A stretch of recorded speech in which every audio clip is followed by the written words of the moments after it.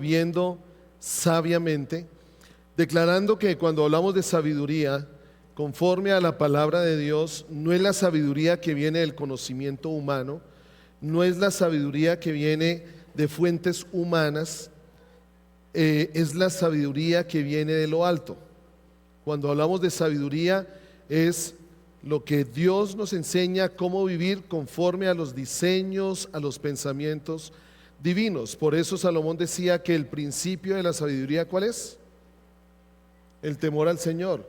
Tú quieres ser sabio, aprender a vivir sabiamente tiene que ver con honra.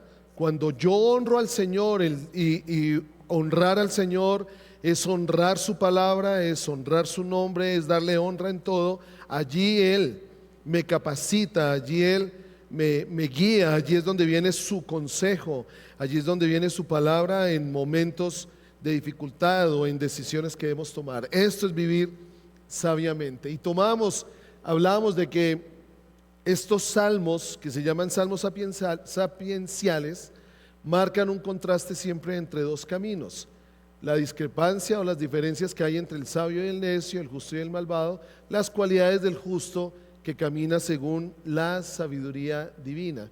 Y bueno, tocábamos Eclesiastés 8:11, que los invitaba a meditarlo en esta semana. Y veíamos lo que nos enseña el Salmo 37. Lo primero que nos enseña el Salmo 37, que es no tener envidia del que no sigue a Dios. Si yo le tengo envidia, ¿saben qué hace la envidia o la impaciencia? El Salmo 37, versículo 1 dice: no te impacientes por el que hace lo malo, no te impacientes por él. A veces nosotros tenemos nuestros ojos puestos tan en la tierra que eso nos llena de impaciencia, que eso nos llena de inseguridad, que eso nos llena de ansiedad, que eso nos llena de temor. Cuando nosotros vemos quién es Dios, lo que Dios tiene con nosotros, lo que Dios tiene para nosotros, que yo quiero decirles es algo real, es algo real. Allí nosotros nos sentimos llenos de confianza, de esperanza por todo lo que el Señor es y por todo lo que el Señor hace. Entonces lo primero es esto. ¿Por qué? Porque la maldad es transitoria. La maldad es transitoria. En cambio nosotros somos eternos en el Señor. Un día esto se va a terminar. Obviamente la maldad está tomando el mundo, pero acuérdese que la palabra dice que donde abunda el pecado, o sea, el pecado va a abundar, sí, pero la gracia va a sobreabundar. Siempre vamos a ver que las cosas de Dios superan lo que el mundo nos está ofreciendo o lo que el mundo nos quiere pensar. Y hay algo tercero que lo relacionamos con una invitación que nos hacía la pastora Luz Marina en su enseñanza, es que enfoquemos nuestra vida en Él. Pero yo estaba buscando una caricatura. Hay una que, pues, honrando a mi esposa, la voy a poner hoy aquí. Hay una caricatura porque a veces la vida cristiana nosotros creemos que la vida cristiana la tiene que vivir Dios por nosotros, que como que nosotros ya hicimos lo necesario, que nosotros ya oramos, entregamos nuestro corazón a Él y ahora es Él el que tiene que hacer las cosas por nosotros, que ahora es Él el que tiene que bendecirnos. Y a veces nos parecemos, o la vida cristiana que vivimos, como que se nos parece a esta, ¿sí se llamaría caricatura? Sí, como esta caricatura. Miren lo que dice, antes de, enfocando nuestra vida en Él. Versículo 3 dice: confía en el Señor y entonces vivirás seguro. ¿En dónde? ¿En dónde? ¿Cuál es la tierra? Esa es nuestra confianza. Si confío en el Señor y hago el bien, no solo es confiar en el Señor. Hay una realidad que tiene la vida cristiana. Es que viene el principio, pero también viene lo que debo hacer cuando creo en el principio. Si yo confío en el Señor, pues mis acciones hablan de esa confianza en Él. Yo no puedo decir que yo confío en el Señor y mis acciones hablan de desconfianza. Si yo confío en el Señor, hago el bien, entonces vivirás seguro en la tierra. ¿Y qué dijo el Señor? prosperarás. Aquí yo quiero aclarar que esta palabra prosperarás no tiene que ver con el concepto de prosperidad que muchos manejamos en la vida cristiana. Porque a veces la prosperidad la hablamos solo en cierto sentido material. Pablo le dijo a la iglesia en Tesalónica que sea prosperado tu espíritu, que el Señor guarde tu espíritu, tu alma y tu cuerpo irreprensibles, los tres. La prosperidad no solo habla del cuerpo, la prosperidad también habla del alma y del espíritu. Que seamos prosperados, que seamos bendecidos, que crezcamos en toda área en nuestra vida. Pero como les decía, a veces la vida cristiana se asemeja a esta caricatura y quiero que ustedes la vean.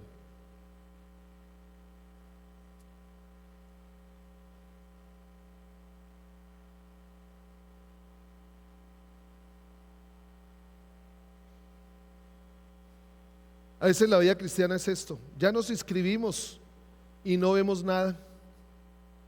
Como que ya nos inscribimos, pero si yo ya hice la oración de fe y no veo nada en mi vida, pues nos parecemos a Mafalda, ¿no? Mafalda es uno de los filósofos por excelencia que hay, ¿cierto? Ella creía que inscribiéndose al gimnasio ya iba a bajar unos kilitos. ¿Qué necesitaba hacer? Pues no solo inscribirse, salir de la comodidad, salir de pronto del calor de la cama, salir e ir. Bueno, cuando el Señor nos dice aquí que enfoquemos nuestra vida en Él, perdón, cuando el salmista nos dice que enfoquemos nuestra vida en Él, hay acciones que debemos hacer. Y hoy vamos a ver algunas. Hay acciones que ya no dependen de Dios, ahora depende de nosotros. Ya Él lo hizo, ahora somos nosotros los que tenemos que actuar. El Señor ya lo hizo todo. Ustedes recuerdan las últimas palabras de Jesús en la cruz. ¿Cuáles fueron? Consumado es. ¿Qué quiere decir? Todo ya está realizado. Ya, todo fue realizado. Ahora, ¿qué es lo que el Señor espera que nosotros hagamos? Que en todo lo que Él ya hizo, nosotros caminemos. Ya ahora depende de nosotros. El cielo está abierto. El cielo está abierto y muchos nos podemos preguntar, pero yo no veo el cielo. Yo no veo el favor de Dios sobre mi vida. Yo no veo que Dios haga esto sobre mí. El cielo ya está abierto. Ahora, ¿qué es lo que el Señor nos anima? A caminar, a ir. Acuérdense que cuando Josué iba a entrar a la tierra prometida, había una barrera que impedía que el pueblo entrara a la tierra. Había una barrera natural entre el desierto y la tierra prometida. Había una barrera natural entre ese campamento donde Dios se mostró al pueblo de Israel, donde el pueblo de Israel pudo ver su gloria, pudo ver su poder, pudo ver su sustento, pudo ver su cuidado, pero ahora el Señor los estaba llevando a otro campamento, ya un campamento donde la abundancia, la leche y la miel no venían del cielo, sino que estaban en la tierra. Y ahora el pueblo de Israel tenía que entrar y poseer y tomar lo que ya estaba allí sembrado en la tierra prometida. Pero había una barrera. ¿Cuál era esa barrera? El río Jordán. Y saben una cosa, el río Jordán es tipo del Espíritu Santo. Pero había algo que tenía que hacer Josué, que el Señor le había dicho que hiciera. Si Josué, el Señor se lo dijo a Josué, y si Josué no lo hubiera hecho, pues nada hubiera sucedido. Cuando el Señor nos dice lo que está en su palabra, nos dice que hagamos algo, la manera de experimentar la sobrenaturalidad de Dios es cuando lo hacemos como Dios dice que lo hagamos. ¿Sí? El pueblo de Dios, a veces el pueblo de Dios o a veces la iglesia de Cristo, estamos como el paralítico de Betesda. ¿Qué esperaba el paralítico de Betesda? Un milagro. Un milagro. El paralítico de Betesda estaba esperando que bajara un ángel, que moviera las aguas, pero no solo eso, esperara que alguien estuviera allí para ayudarlo, que alguien lo moviera hacia el estanque para que fuera el primero que tocara el estanque y así poder ser sanado. Y a veces estamos como iglesia, somos como el paralítico de Betesda. Estamos allí paralizados, esperando que alguien más nos mueva, esperando que algo suceda en el cielo, esperando que venga un milagro. Y ahí sí, no, pero estamos paralizados. Lo interesante es que cuando él escucha a Jesús, él no se quedó esperando el movimiento del agua del ángel. Él, cuando escuchó a Jesús, ¿a quién le clamó? A Cristo. Y por eso le decía él, Jesús, hijo de David, ten misericordia de mí. Sus ojos se pusieron en Jesús. ¿Y qué fue lo primero que el Señor llegó e hizo con el paralítico? Lean la historia. Lean la historia. Pero allí hubo acciones que el paralítico tuvo que hacer para que lo que Cristo quería, lo que Cristo es, fuera realizado en el paralítico.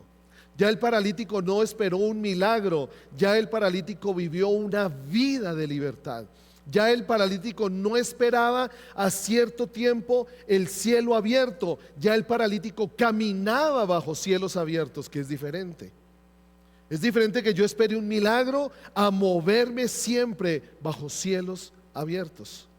Entonces, a veces como iglesia, a veces como hijos de Dios, estamos esperando esto, cuando el salmista nos está enseñando realmente que enfoquemos nuestra vida en Él. Esa acción, ¿a quién le está poniendo la responsabilidad en esa acción? A mí. Enfoca. Cuando dice allí el versículo 3, confía. ¿Quién? Yo. Confía en el Señor, entonces vivirás seguro en la tierra. Bueno, como no queremos vivir esto, ¿cierto? ¿O alguno quiere vivir esta realidad? Bueno, de pronto en la playa o algo, de pronto sí. Pero no van a haber cambios en nuestra vida si no caminamos, si no tomamos acciones que la palabra nos invita a tomar. ¿Y cuál es la primera acción que el salmista nos enseña viviendo sabiamente para enfocar nuestra vida en el Señor? Vamos a ver qué el salmista me anima a mí para enfocar mi vida en Él. Y lo primero que el salmista me dice es esto: ¿cómo? Entonces, ¿cómo puedo enfocarla? ¿Cómo puedo enfocar mi vida en el Señor? Lo primero, buscar conocerle para poder deleitarme. El deleite, que ese es el engaño del mundo. Por eso habla de la vanagloria de la vida, de cuáles son los 3 aspectos que nos separan del Señor. Eso lo dice una carta paulina. Bueno, ahorita voy a que el Señor me ayude. Bueno, ¿qué es lo primero que debo hacer? El deleite no viene de lo que yo pueda satisfacerme aquí en la tierra. Recordemos que todo lo que hay aquí en la tierra es ¿qué? Transitorio. Y el hombre por naturaleza va a buscar deleitarse aquí, deleitar sus ojos, deleitar sus oídos, deleitar su corazón. Pero ¿qué es lo que dice el salmista para poder vivir sabiamente? ¿Qué es lo primero que debo hacer? Bueno, dice el versículo 4, ¿qué? ¿Cómo? ¿A quién le está hablando? A mí. A mí. Deleítate en el Señor. ¿Qué es lo que me debe traer más gozo? ¿Qué es lo que me debe llenar más en mi vida? El Señor. ¿Qué es lo que debe satisfacerme más? El Señor. Y allí se cumple y Él te concederá los deseos de tu corazón. Pero vale la pena que aclaremos lo siguiente. Primero, ¿qué es deleite? Y me impactó muchísimo cuando encontré la definición de deleite. Miren que deleite allí es un deber o una exigencia inexcusable.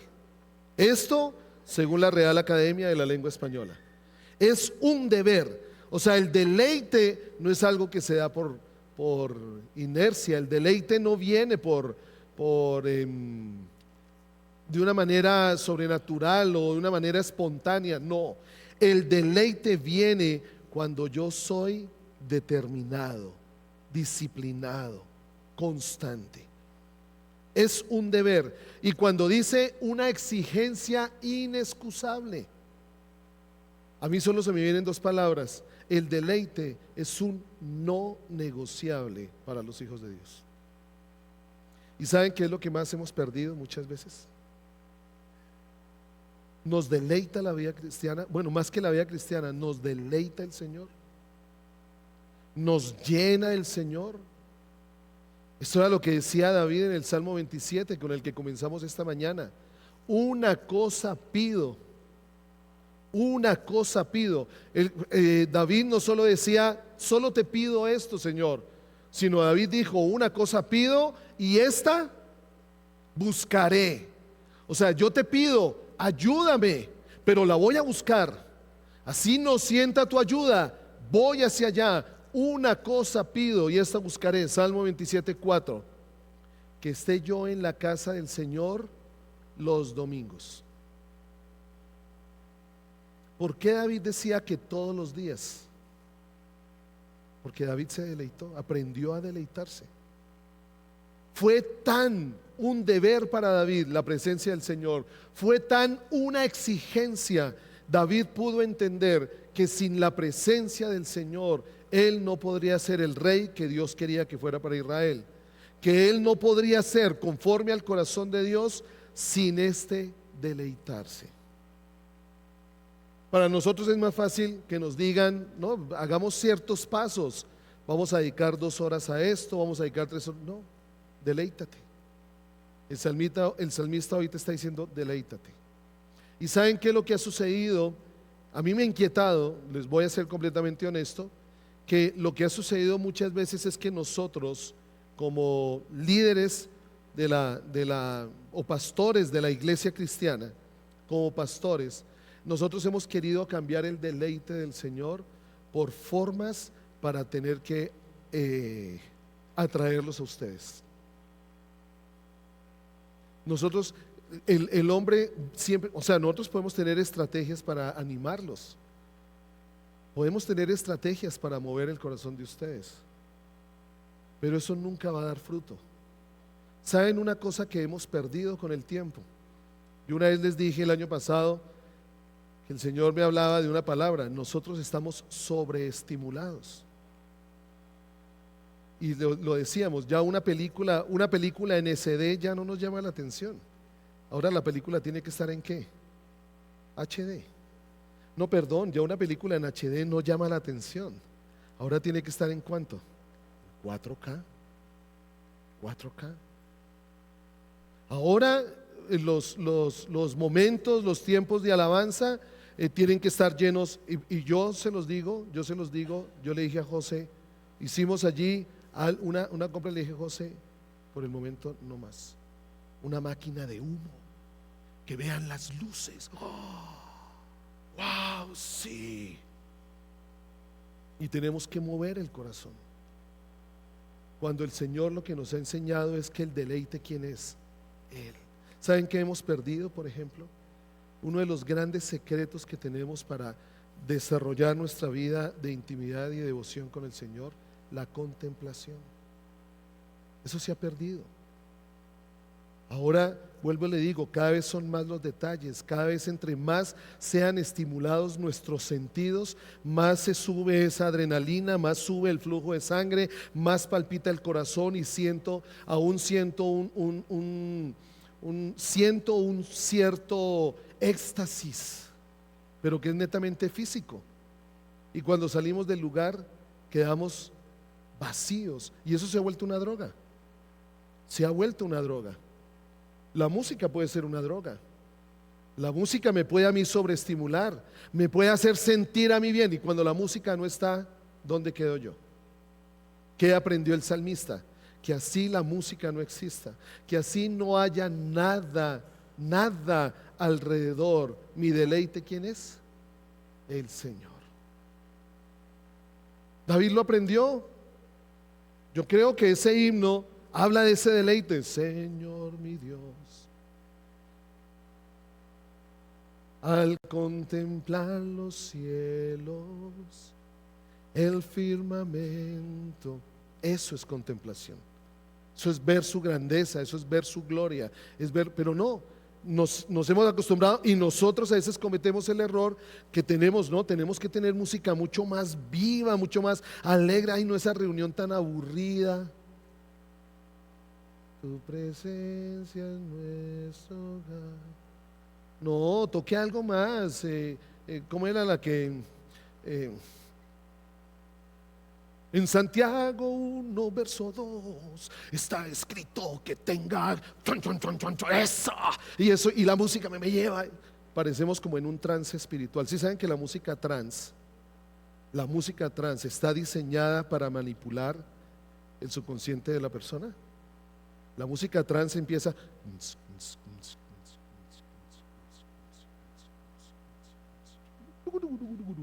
y empieza suavecito. De pronto lo van subiendo, el beat sube un poquitico más, el golpe, le llenan otras cosas. Cuando ya el corazón está palpitando al mismo ritmo del pulso que le está dando el DJ, llega un momento, ustedes no sienten que llega un momento, esto se ve muy claro en la pelota de letras, véanse la pelota de letras. Y cuando explota, que llega la música y llega un clima, todo el mundo, ¡guau! Es comparado eso como un de cocaína. ¿Cuál es el problema? Que después llega, pasa el efecto y ¿dónde queda uno? Y a veces con la vida cristiana nos sucede eso. ¿Por qué viene la frustración? Porque lo que yo sentí aquí en la reunión no lo siento afuera. Ay, ¿por qué el gozo que yo viví en la reunión no la sentí afuera? Es que yo no siento, es que la contemplación no tiene que ver con sentir. Por eso el salmista nos decía que deleítate. Deleítate. Me deleito leyendo un versículo de la palabra. Me deleito orando. Para mí es una lucha. Yo quiero confesárselo, no es Henry vive en el tercer cielo, no. Algo que me encanta es adorar. No tengo ningún problema, pero yo le pido al Señor, yo quiero deleitarme. Nos deleitamos orando. Nos deleitamos cuando no hay nada, no hay nadie más y solo está el Señor. Y ahí viene la segunda parte. ¿Qué pasa cuando aprendo a deleitarme? ¿Qué pasa cuando veo el deleite como un deber? No un deber que el Señor me impone. Es una necesidad de mi vida, es una necesidad de mi corazón, es una necesidad de mi alma, es una necesidad de mi ser. ¿Qué decía David? Alma mía, bendice al Señor. No es que David sintiera bendecirlo. David muchas veces no tenía ganas de hacerlo y nosotros nos hemos acostumbrado a movernos por ganas. A veces, perdóneme que lo diga de esta manera, pero a veces nuestro compromiso con el Señor o nuestra vida con el Señor a veces parece como la ida al baño. Y puede sonar fuerte. Voy al baño cuando siento y no voy al baño cuando no siento. Imagínese donde no sintamos que el Señor nos lleva. Por eso es que Oseas dice que muchas veces el Señor nos lleva a un lugar donde no hay nada. El desierto. Un lugar donde nada llama la atención. Un lugar donde nada llena nuestros sentidos. Un lugar donde no encontramos nada llamativo para nosotros. ¿No te has sentido en esos momentos? ¿No te has sentido en esos momentos donde nada te satisface, donde te sientes completamente vacío, donde a pesar de que puedes tenerlo todo, donde a pesar de que puedes tener solucionados tus problemas, donde a pesar de que puede que te sobre todo, te sientes igual de vacío? Bueno, te digo que si te estás sintiendo en esos momentos de vacío, a pesar de todo, ¿qué es lo que sucede? Que muchas veces cuando nos sentimos vacíos, pues tendemos a llenarlo con algo. Vamos a buscar llenarlo con algo. Entonces de pronto hacemos más deporte, porque el deporte me hace sentir enérgico, pero termina el deporte y veo que todo está vacío. No, me voy a comprar esto, me voy a comprar aquello, voy a lograr lo otro y termino sintiéndome igual de vacío. No, voy a tener una relación, voy a buscar una persona, voy a fortalecer, y cuando busco y busco y busco y nada me satisface, llega un momento en que nada satisface. Ahora, puede ocurrir, como lo llama la palabra, que se adormece el corazón y nos acostumbramos a esa condición. Pero el Señor te ama tanto, el Señor me ama tanto, que cuando quiere algo contigo y quiere algo conmigo, el lugar preferido donde Él quiere llevarme es el desierto. Y si tú quieres algo con el Señor, prepárate, porque te va a llevar al desierto. Y como una canción que está basada en un pasaje de la palabra: en el desierto yo te conocí como mi amado. No había nada más.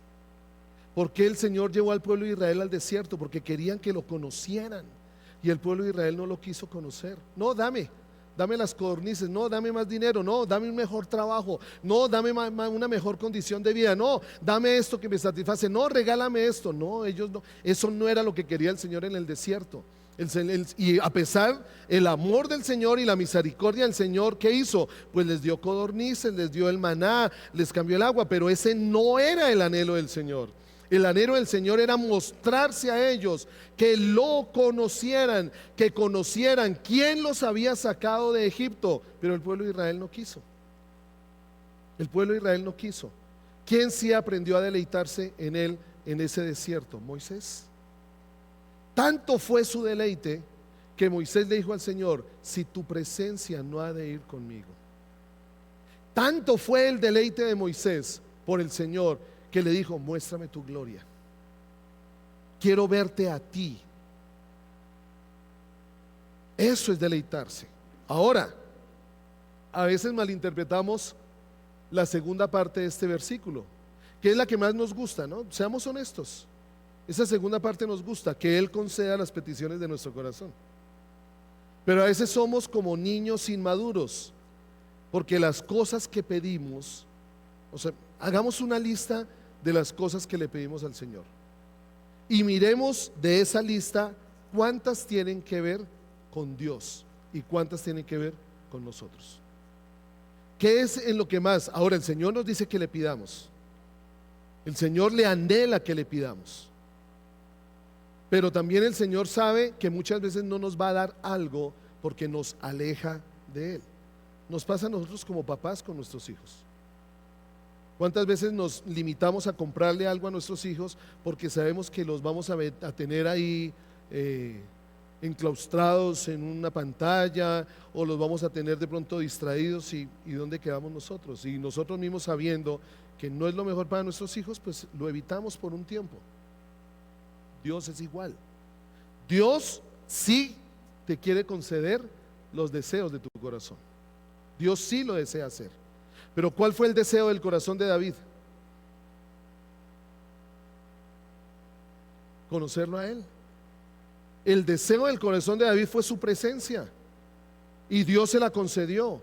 Tanto que David vio lo que ninguno de los profetas de la Biblia había visto. Tal fue el deseo de David que Dios le dio el honor más grande, que de su linaje viniera el Hijo, viniera el Rey de Reyes y Señor de Señores. ¡Qué privilegio! Ahora, ¿por qué el Señor dice que Él concederá los deseos de nuestro corazón? Porque Él sabe que si yo me deleito, si yo lo tengo como un deber, entiendo que es una exigencia inexcusable. Cuando yo aprendo a deleitarme en el Señor, los deseos de mi corazón empiezan a cambiar. Entonces podríamos decir que allí se sabe. ¿Quieres saber? Yo quiero saber cómo está mi corazón. ¿Qué es lo que más deseo? ¿Qué es lo que más deseo? Porque acuérdate que donde está tu tesoro, allí está tu corazón. ¿Qué es lo que más anhelo? Allí está mi corazón. Quiero saber en dónde está la condición de mi corazón, qué es lo que más anhelo. El Señor dice: anhélame a mí y yo te concederé los deseos de tu corazón. Porque cuando yo aprendo a deleitarme en el Señor, sus deseos se vuelven mis deseos, sus sueños se vuelven mis sueños. ¿No le pasó a Pablo? Pablo tenía un sueño: acabar con todo cristiano. Y tenía todo para hacerlo. Fue preparado, Él tenía todos los títulos y era reconocido por el mundo, no era reconocido por la iglesia. La iglesia le tenía miedo, pero era reconocido por el mundo. Hebreo de hebreos, venía de una de las tribus más, lo hemos dicho muchas veces, una de las tribus más prestigiosas. Todo lo tenía David, todo lo tenía, perdón, Pablo, a los ojos de los hombres. Tenía hasta el apoyo de autoridades, tenía hasta el apoyo de gobernantes. ¿Para qué? Para matar a cristianos. Y él se sentía que estaba haciéndolo bien. Cuando un momento en el camino, conocemos la historia, algo pasó. Algo pasó. Y cuando él pudo escuchar, ¿saben qué? Yo no sé qué tan bueno sea que en algún momento nosotros le digamos al Señor: Señor, si estoy caminando como tú no quieres, atraviésate en el camino, porque no sabemos qué va a pasar, ¿no? Pero necesitaríamos cada uno de nosotros eso. O sea, ¿cuánto necesitamos nosotros? Pablo escuchó a Jesús, lo escuchó. ¿Y dónde le quedó? ¿Dónde quedó en el corazón de Pablo el enorgullecerse de quien era delante de los hombres? Si ustedes quieren saber de qué Pablo se enorgullecía delante de los hombres, lean el capítulo 2 de Filipenses, 2 o 3 de Filipenses. ¿Cómo Pablo aprendió a deleitarse tanto en el Señor que aún lo que él era para los hombres lo consideró estiércol? ¿Qué es lo que más anhelamos muchas veces nosotros? El hombre siempre anhela la gloria del hombre, y la única manera en que podemos ver al Señor es que renunciemos a nuestra gloria y se la demos al Señor. Esa gloria, ¿dónde muere? ¿Saben dónde muere esa gloria? En el desierto. ¿Quién me rinde tributo en el desierto? ¿Quién me honra en el desierto? ¿Quién está allí para animarme? Porque téngalo por seguro que cuando tú entres al desierto, nadie va a querer entrar contigo. Nadie, no hay ninguna barra que te diga: Henry, ¿vas para el desierto? Hágale, yo voy contigo, vámonos. Vamos a disfrutar de la escasez, vamos a disfrutar de la soledad, vamos a disfrutar del silencio, vamos a disfrutar del calor. Vamos, no. Cuando tú entras al desierto, allí te quedas solo. Allí te quedas solo. Realmente, cuando tú entras al desierto, experimentas la realidad de las relaciones de las personas que tienes a tu lado. Algo que hemos hablado mucho con Carolina: a veces nos hace tanto daño la familiaridad.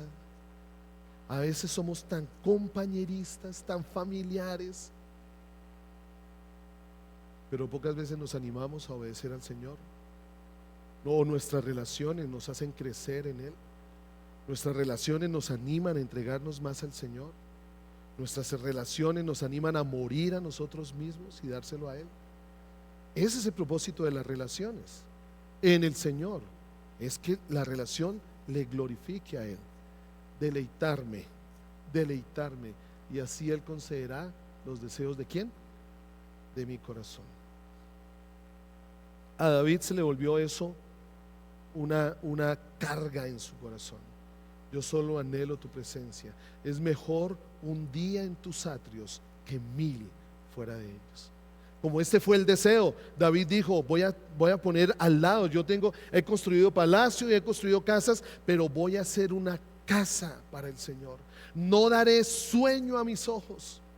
No descansaré, decía David, no descansaré hasta que haya preparado un lugar para el Señor donde Él pueda descansar. Ay, tan iluso David, deje de ser espiritual.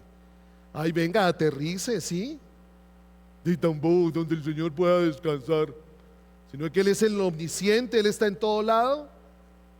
Pero Dios fue tan lindo que en una carpa insignificante, pero era una carpa que representaba el corazón de David, Dios allí habitó, se manifestó, Dios allí habló,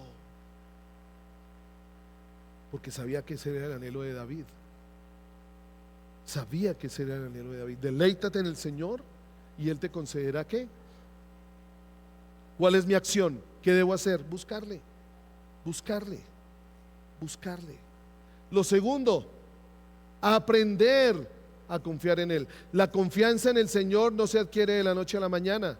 La confianza en el Señor no viene por un acto de inercia, no, llegó, ya confío en el Señor. La confianza en el Señor viene paso a paso, cuando el Señor te ha llevado en ciertas circunstancias y tú has podido ver que fue Él el que se movió. A mí nunca se me olvida cuando nacieron mis hijos, fue el Señor el que nos hizo. Pudo haber sido difícil, pero fue el Señor el que nos llevó a pasar ese momento donde no veíamos nada de seguridad en los médicos, donde no veíamos nada de seguridad en lo que le estuvieran haciendo a ellos. El Señor estuvo allí y eso me enseñó a mí a qué. Dios es real, Dios sí existe, Dios sí me guarda, Dios sí cuida de mí. Yo aprendí a confiar en el Señor de la noche a la mañana, no. Tuve rabietas con el Señor. Yo anhelaba otra cosa para mi vida, estar aquí pastoreándolos a ustedes. No. Voy a comer una mogolla.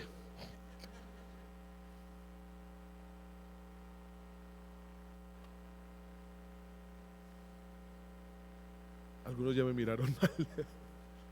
No, yo tenía otros sueños. Créanme que yo tenía otros sueños. Pero no fue fácil cuando esos sueños murieron y cuando esos sueños el Señor me los quitó con humillación. Porque bueno, yo digo, Señor, quítame el sueño de sueños, no de visión. Quítame el sueño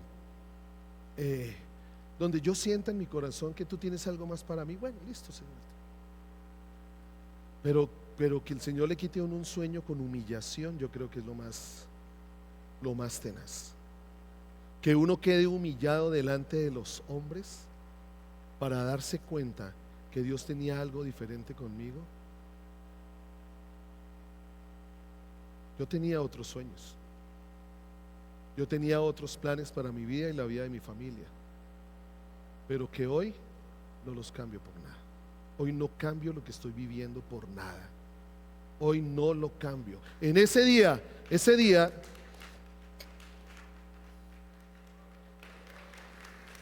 ahora, no lo digo para que digan, uy, ese pastor tan chévere, ese pastor. No, los invito. En ese sueño yo lo iba a tener todo. En ese sueño no iba a sufrir económicamente. En ese sueño tenía seguridad. En ese sueño ya seculorum, no me iba a tener que preocupar por nada en ese sueño. Pero ¿saben una cosa? En ese sueño Dios no estaba. Y yo lo anhelé. Siempre le dije al Señor, que no se haga mi voluntad, haz la tuya. Pero déjame ese sueño, déjamela ahí.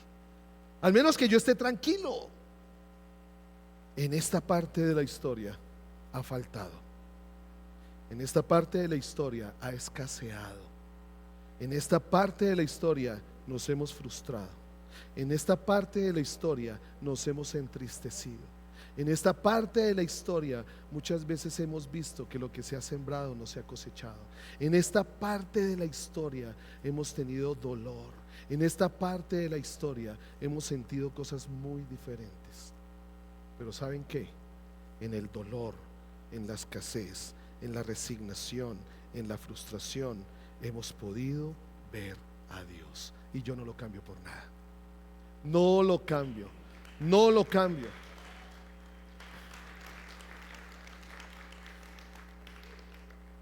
Que ese aplauso sea un sí para el Señor. Que ese aplauso sea... Ojo, a ver, perdón. Ojo, acuérdense que somos emocionales. Y nos podemos emocionar. Si ese aplauso es un sí para el Señor y decirle, yo realmente quiero lo tuyo y no quiero lo mío, dáselo a Él.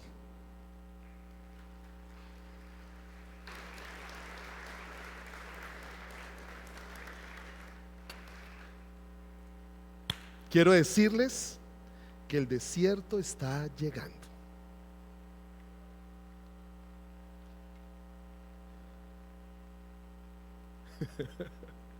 Aprende a confiar en Él. ¿Qué es aprender a confiar? No solo es decir, Señor, yo confío. Fue lo que hizo Abraham. Abraham le pidió a su hijo, le pidió su herencia, le pidió su generación, le pidió su descendencia. Ya voy a terminar. Abraham le pidió todo. O sea, Dios le pidió todo a Abraham, lo que era el ideal, lo que enorgullece, lo que trasciende en la vida de un judío es tener descendencia. Lo que más anhela un judío es tener descendencia, porque él sabe que en la descendencia puede traspasar la bendición, puede tomar la tierra, continuarán sus generaciones con la bendición que Dios ha derramado. Y Dios le pide lo más grande que podía tener Abraham, su hijo. Dios se lo pidió. ¿Saben en qué momentos aprendemos a confiar en el Señor? Cuando Él nos pide algo que no queremos entregárselo. Ahí aprendemos a confiar en Él. Ahí es cuando aprendemos a ver al Señor. Cuando el Señor nos pide algo y yo no, y nos pide algo y yo no. Pero llega un día en que el Señor, en su amor y su misericordia, nos está diciendo: dámelo, quiero bendecirte, dámelo. Tú no dependes de esto, no dependes de una relación, no dependes de un trabajo, no dependes de un dinero, no dependes de lo que la gente diga de ti.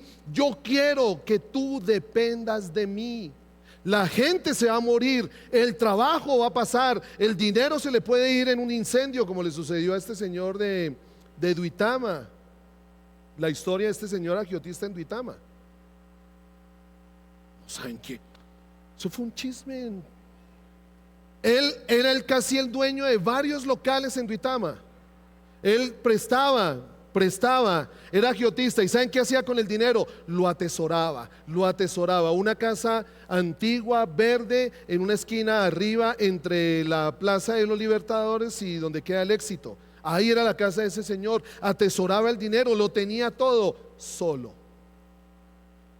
Y ahí metía el dinero en un cuarto y estaba lleno de dinero. No le debería haber faltado nada, cuando de un momento la casa se empezó a incendiar. Y él, por el afán del dinero, entró a la casa y murió. ¿Dónde quedó el dinero? ¿Dónde quedó la vida de este hombre? Lo que tú persigas, eso es lo que te va a consumir. Detrás de lo que tú vayas, eso es lo que te va a consumir.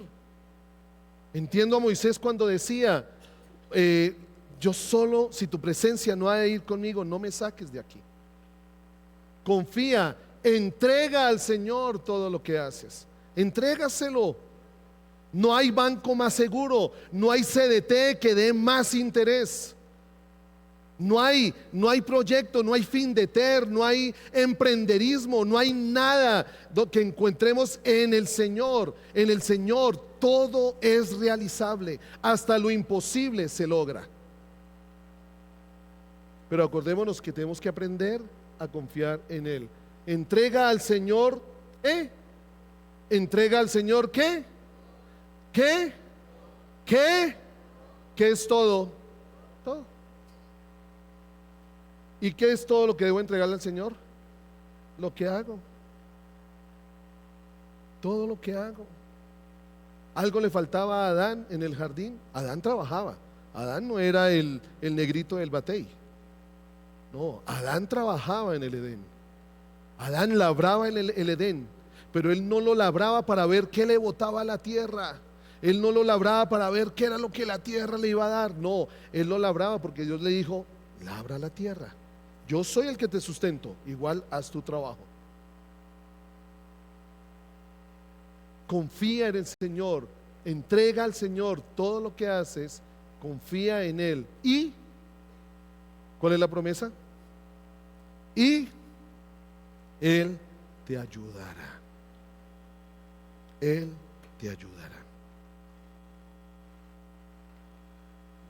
Yo sé que ya es hora de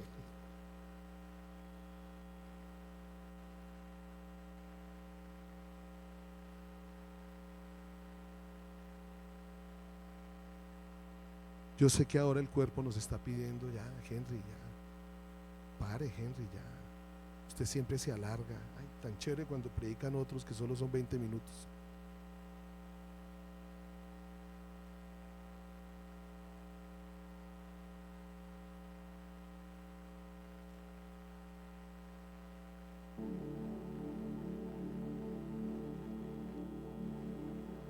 ¿Qué tal si nos tomamos unos minuticos? ¿Les parece? ¿Sí? ¿Puede esperar la empanada? ¿Sí? ¿Puede esperar la almojábana? ¿La mogolla?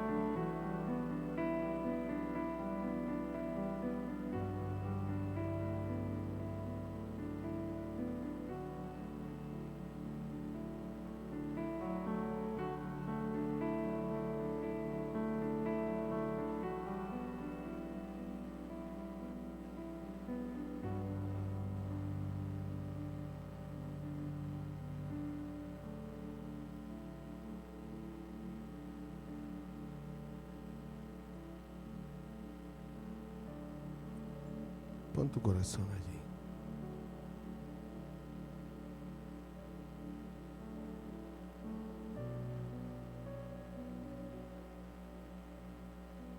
No es la música, no necesitas sentir un ambiente para poder derramarte delante de Él.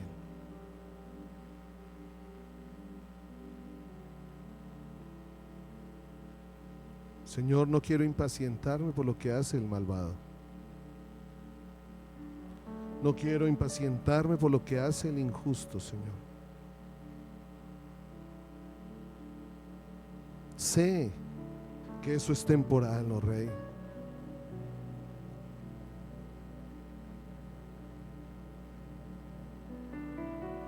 Quiero aprender a deleitarme en ti.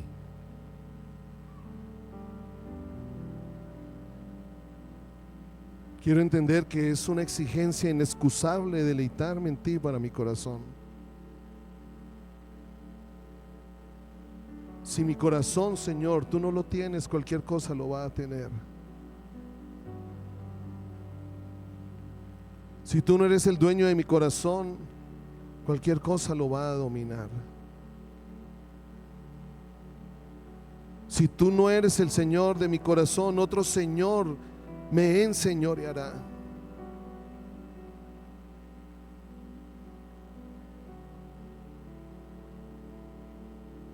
Necesito deleitarme en ti. Necesito deleitarme en ti. Y sé que tú concederás las peticiones de mi corazón. Y hoy solo te pido una cosa, Señor.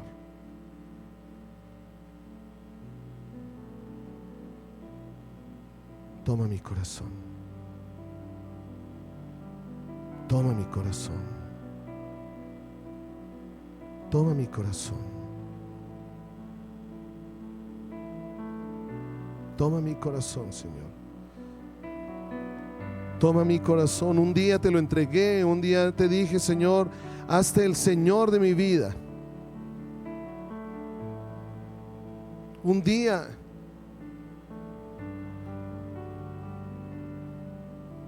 tomé esa decisión. Un día saboreé las mieles de tu amor. Un día sentí el gozo de estar en tu presencia. Un día vi que todo era tan diferente contigo. Toma mi corazón.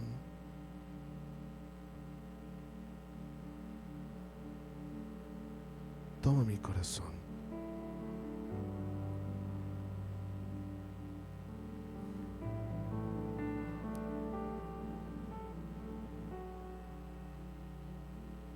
Si te tengo a ti, lo tengo todo.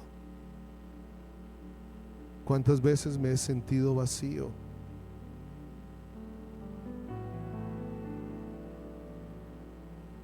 Y tú vuelves y me dices, ven a mí. Ven a mí. Si estás cansado, si estás cargado, si estás sediento, ven a mí. Gracias por tu presencia. Gracias por tu presencia, Señor. Es tu gracia derramada en este lugar. No somos nosotros, eres tú. Es tu gracia aquí, oh Rey.